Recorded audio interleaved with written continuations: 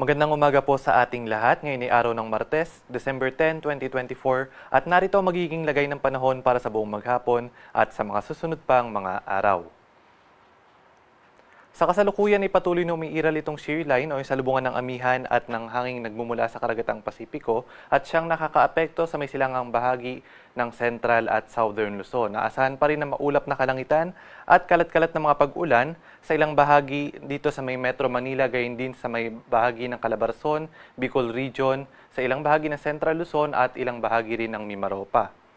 Samantalang dahil naman sa hanging amihan ay patuloy ding makararanas na maulap na kalangitan at mga pag-ulan sa may bahagi ng Cagayan Valley at ilang bahagi pa ng Cordillera at mga pag-ambo naman sa ilang bahagi ng Ilocos Region at ng Central Luzon. Meanwhile, patuloy na umiiral itong Intertropical Convergence Zone o yung salubungan ng hangin mula sa Northern at Southern Hemisphere na siyang nakakaapekto sa may kanlurang bahagi ng Mindanao at ng Palawan. Inasahan pa rin natin na maulap na kalangitan at mga pag-ulan sa mga nabanggit nating mga lugar. At para sa magiging lagay ng panahon ngayong araw sa Kalakhang Luzon, aasahan pa rin na magkakaroon nga ng maulap na kalangitan at kalat-kalat na mga pag-ulan, pagkidlat at pagkulog sa may bahagi ng Metro Manila, gayon din dito sa may bahagi ng Calabarzon, gayon din sa may Bicol Region, sa may Marinduque, Oriental Mindoro, Aurora at sa may Bulacan. At dahil naman sa pag-iral ng hanging amihan, aasahan din na maulap na kalangitan at mga pag-ulan dito sa may bahagi ng Cagayan Valley, sa may Apayao, Ifugao, Abra at sa may Mountain Province. At dito sa may kanlurang bahagi ng Luzon, partikular sa may Ilocos Region at sa nalalabing bahagi ng Central Luzon, asahan naman natin ang mga pag-ambon dulot ito ng hanging amihan. Agwat ng temperatura sa may Lawag nasa 23 to 30 degrees Celsius, sa may Tuguegarao ay nasa 22 to 27, sa may Baguio City 17 to 22, dito naman sa may Metro Manila at sa may Legazpi nasa 25 to 30 degrees Celsius, at sa may bahagi naman ng Tagaytay ay nasa 21 to 29 degrees Celsius. At dumako naman tayo sa magiging lagay ng panahon dito naman sa may bahagi ng Visayas, Mindanao at sa may Palawan.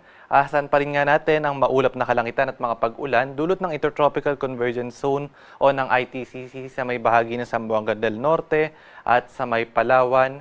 At dito naman sa nalalabing bahagi ng Visayas at Mindanao, generally magkakaroon lamang ng mga isolated rain showers or thunderstorms.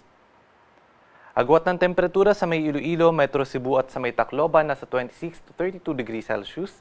At dito naman sa may bahagi ng Palawan, sa may Puerto Princesa at sa may Kalayaan Islands nasa 25 to 30 degrees Celsius. At sa may bahagi naman ng Cagayan de Oro, 24 to 31. At sa may Zamboanga City, 25 to 33. At dito sa may bahagi ng Metro Davao ay nasa 25 to 32 degrees Celsius. At dahil nga sa epekto ng shear line, naasahan pa rin ngayong araw na magkakaroon ng heavy to intense na mga pag-ulan dito sa may bahagi ng Quezon at Camarines Norte. Meanwhile, moderate to heavy na mga pag-ulan naman sa may bahagi ng Aurora, Camarines Sur, Albay, Sorsogon at sa may Catanduanes. Iba yung pag-iingat po sa ating mga kababayan at maging alerto lalong-lalo na ngayong araw dulot ng mga malalakas na mga pag-ulan na maaaring magdala ng mga pagbaha at pagguho ng lupa. At magpapatuloy pa rin yung mga pag-ulan na dala ng shear line sa may bahagi ng Luzon, partikular heavy to intense na mga pag-ulan sa may Quezon at sa may Aurora at moderate to heavy na mga pag-ulan naman sa may bahagi ng Camarines Norte, Camarines Sur at Catanduanes, dulot pa rin ito ng epekto ng shear line. At dito naman sa bahagi ng Mindanao, aasahan din na moderate to heavy na mga pag-ulan sa may Surigao del Norte, sa may Dinagat Islands, gayon din dito sa may Surigao del Sur, sa may Davao Oriental, Zamboanga del Norte at sa may Zamboanga Sibugay. And by Thursday, patuloy pa rin yung epekto ng shear line at ng Intertropical Convergence Zone na magdadala ng moderate to heavy na mga pag-ulan dito sa may bahagi ng Cagayan, Isabela, Aurora at sa may Quezon at gayon din sa may Dinagat Islands, dito sa may Surigao del Norte, Surigao del Sur at sa may Davao Oriental. Kaya iba yung pag-iingat at maging alerto po yung ating mga kababayan sa banta ng mga pagbaha at pagguho ng lupa.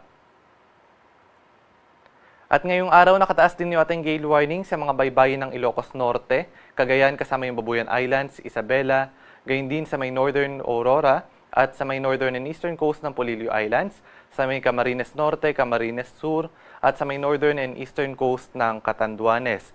Iba yung pag-iingat po sa ating mga kababayan at hanggat maaari ay huwag munang pumalaot dahil sa banta na matataas sa mga pag-alon, dulot yan ng hanging amihan.